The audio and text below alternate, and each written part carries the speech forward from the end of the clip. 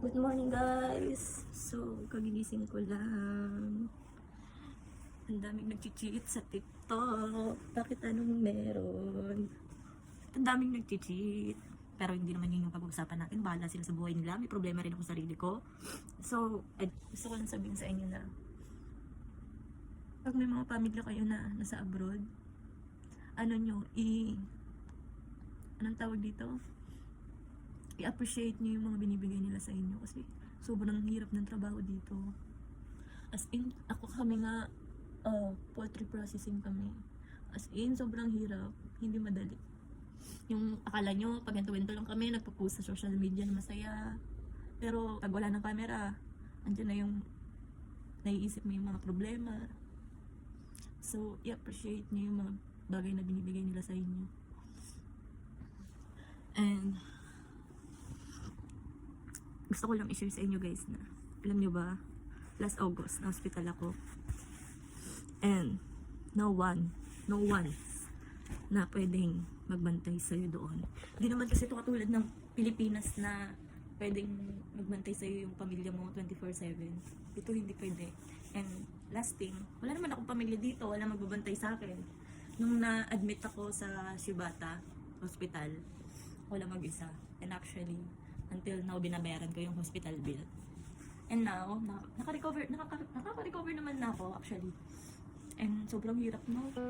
Yung walang magbabantay sa'yo, yung wala nag-aasikaso sa'yo,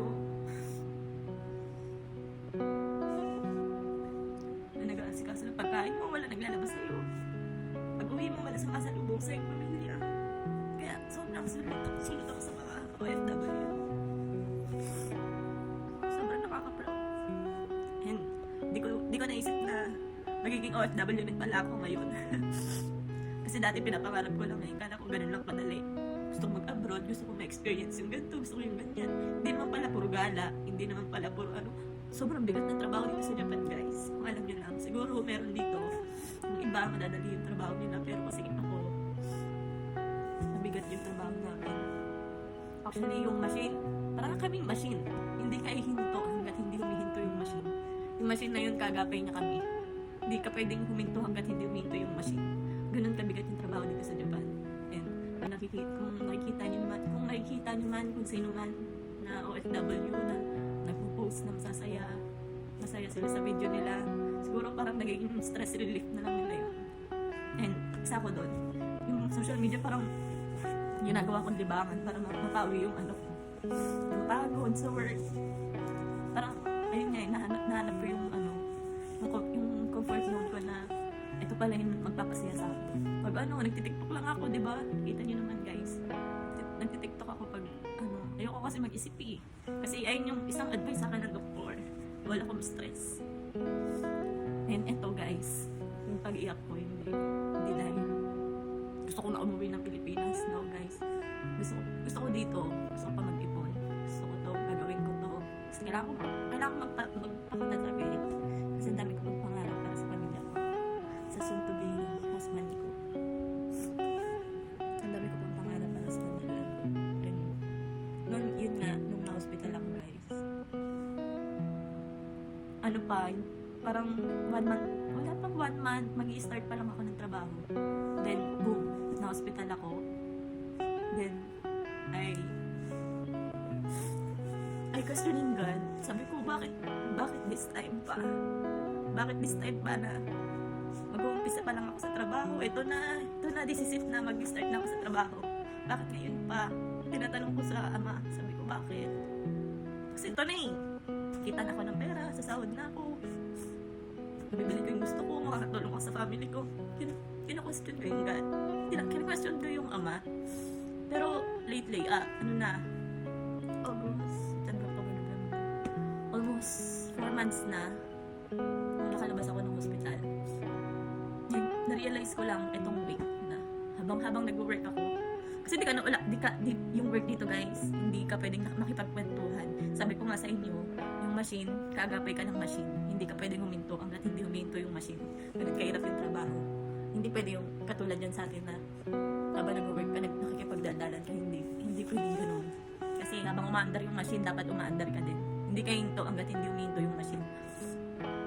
yun, kaya habang nag-work ako, na-realize ko na, sabi ko, bakit kina-question ko yung ama? Which is, hindi naman dapat.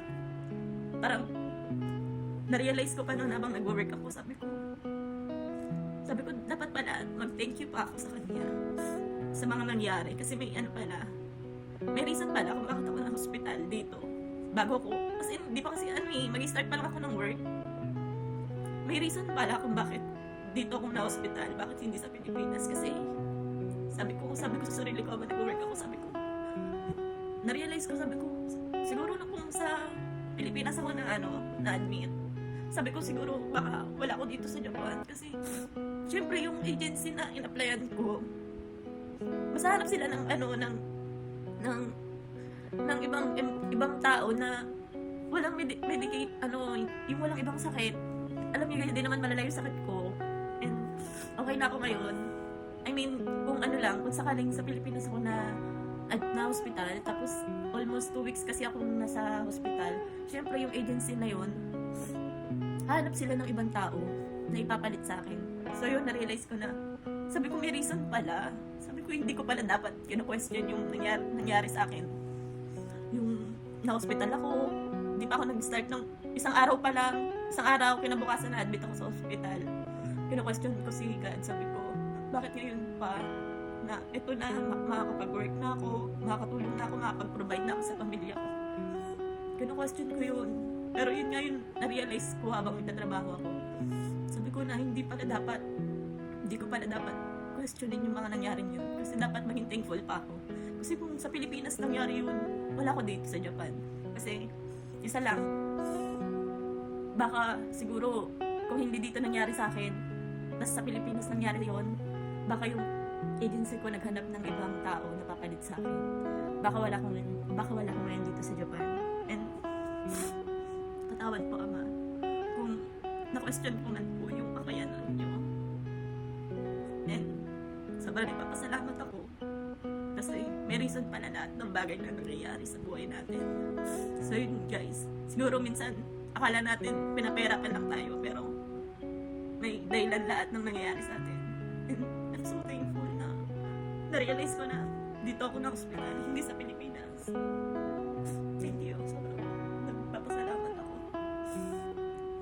Pag niyo question ang ama kung bakit nangyayari ito sa buhay mo, bakit ganito yung nangyayari sa'yo, bakit ganyan, huwag niyo questionin kasi may mga bagay na dadating, marirealize nyo na, kaya pala nangyayari sa akin to kasi ganito. May mas magandang reason pala kung bakit nangyayari sa buhay mo yun. Which is yun. Kaya, i-appreciate nyo lahat ng nangyayari sa buhay nyo, maganda man. O pag nag-abroad tayo guys, huwag natin kakalimutan laging manalangin. Pag nasa abroad tayo, wala tayo ibang lalapitan, kundi ang ama lang. Salam. Alam nyo guys, minsan nga pag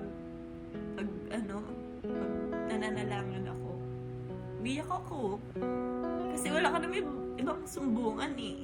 Sabi nga nila, diba? Dati, tayo nagsusumbong sa pamilya natin, sa mga magulang natin.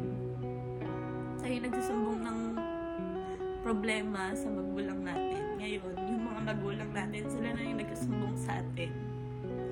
So, ako,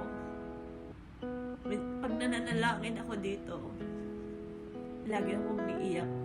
Sinusumbong ko sa kanya lahat. Doon ako nagsusumbong eh. Kaya umiiyak ako. Sinusumbong ko lahat sa ama. Hindi ka naman ilalagay ng ama sa sitwasyon na alam niyang hindi mo kaya. So guys, keep fighting lang. And kung alam mo na nahihirapan ka, manalangin ka lang. Pray lang lagi kahit ano pa yung ginagawa mo. Kasi ako, ganun ako eh. Ganun yung ginagawa ko. Pagising ko.